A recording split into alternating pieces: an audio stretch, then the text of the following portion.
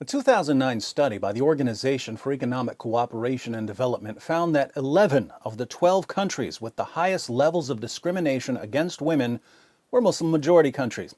Amazingly, Muslim preachers in the West insist that Islam promotes equality and women's rights. Some even declare that Muhammad was a feminist, perhaps the greatest feminist who ever lived.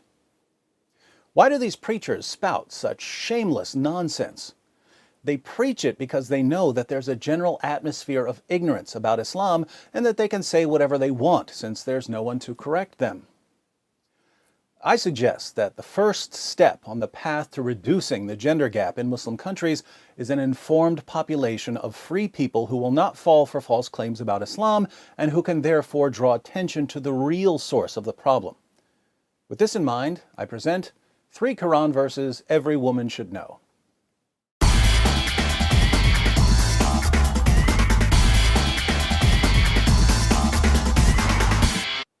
Now, before everyone fills up the comments section with, David, why didn't you bring up Surah 4:3 or Surah 4:24, Surah 65:4, or basically all of Surah 33, let me say that I know there are a lot of relevant verses here, but there's simply too much material to present all at once, so I've selected 3 verses that are especially relevant to the high levels of discrimination against women in Muslim countries. First, Surah 2, verse 282 of the Quran is an outrageously long verse dealing with contracts.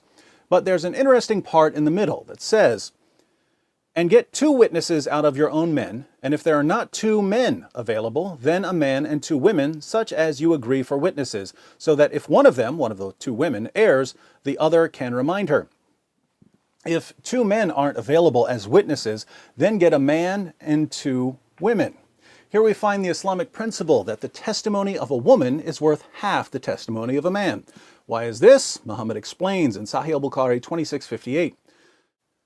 The Prophet said, "Isn't the witness of a woman equal to half of that of a man?" The women said, "Yes." He said, "This is because of the deficiency of a woman's mind." The testimony of women is unreliable because women are, by nature, stupid. These teachings of Allah and Muhammad, combined with other problematic teachings, such as the need for 4 male witnesses if you're accusing someone of sexual sin, have made it enormously difficult for Muslim women to testify against men in court. According to the New York Times, human rights workers have noted that as many as half of the women who report being raped in Pakistan are charged with adultery. Second, in Surah 2, verse 223, Allah says, "Your wives are a tilth for you, so go to your tilth when or how you will." We don't use the word tilth much nowadays. A tilth is a patch of ground that you plow so you can sow your seed. The Quran says that women are a tilth that you approach whenever and however you want.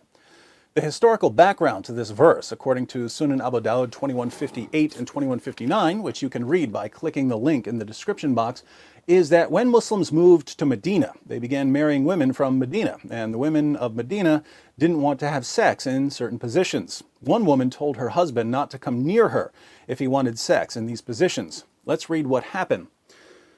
This tribe of the Quraysh, that was Muhammad's tribe, used to uncover their women intensely and seek pleasure with them from in front and behind and laying them on their backs. When the Muhajirun, the Muslim immigrants, came to Medina, a man married a woman of the Ansar.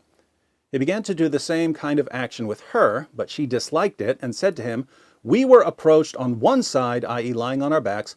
Do it so, otherwise keep away from me." This matter of theirs spread widely, and it reached the Apostle of Allah. So Allah, the Exalted, sent down the Quranic verse, "Your wives are a tilth to you, so come to your tilth however you will," i.e. from in front, from behind, or lying on the back. So a woman says, "I refuse to have sex in these positions." Allah's response to her husband is, "She's your tilth, your field for sowing your seed, plow her however you want."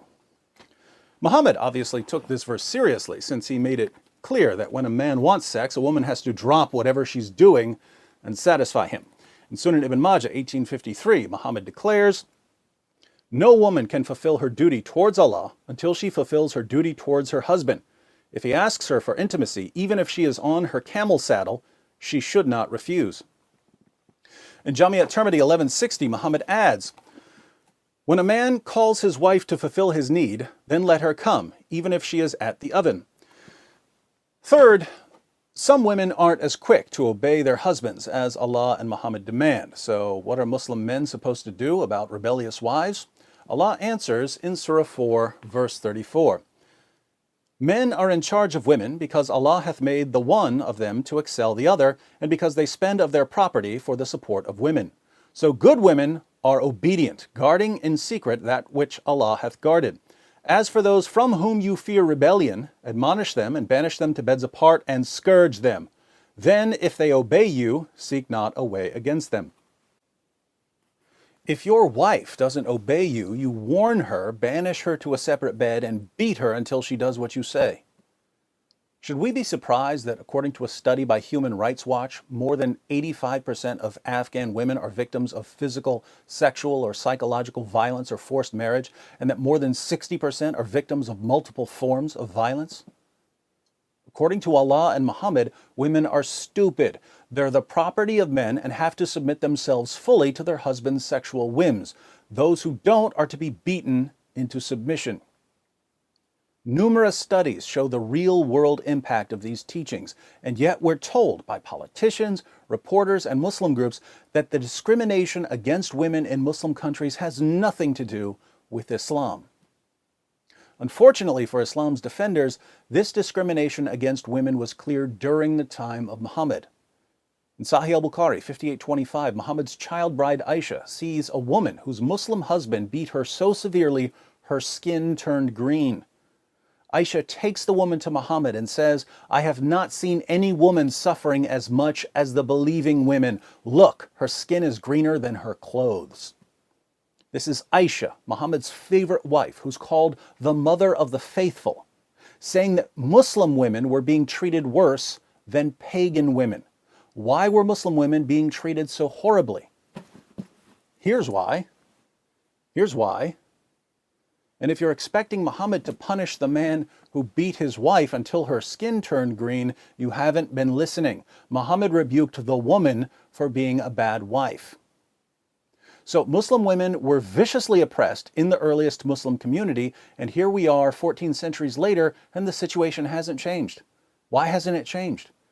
Because many Muslim communities today take that first Muslim community as their model. They take the teachings of Muhammad and the Quran as authoritative. If we want to see lasting change in our lifetimes, we have to challenge the pattern laid down by Muhammad and the Quran. So learn these 3 verses, share them with your friends, share the video. You can get all of the verses and all of the sources I quoted by clicking the link below. And if you haven't subscribed yet, you have 5 seconds to click this subscribe button.